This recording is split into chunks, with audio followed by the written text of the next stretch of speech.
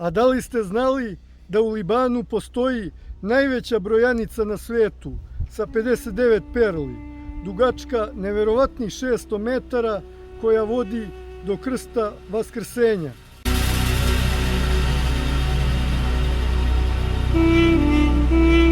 Rešio sam da prođem duž cele staze. Perle su napravljene od betona.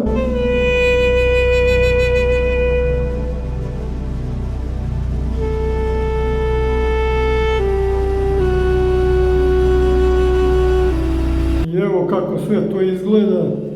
Svaka perla je dugačka oko 5 metara i široka 3,5 metra.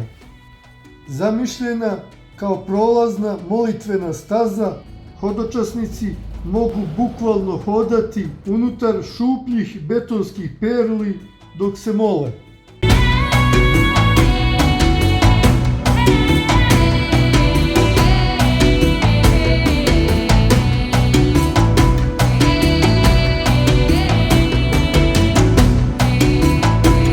U Libanu živi između 35 i 40% hrišćana i ono što sam primetio jeste da su izuzetno pobožni i da im je izuzetno stalo do religije.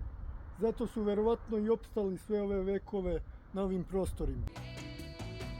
Ovo mesto zamišljeno je kao simbol mira i nade, posebno imajući u vidu blizinu sirijske granice i područja regionalnih tenzija. Perle su završene 2017. godine, a od 2025. godine ovo je postala glavna destinacija hodočašća i domaćin značajnih verskih događaja.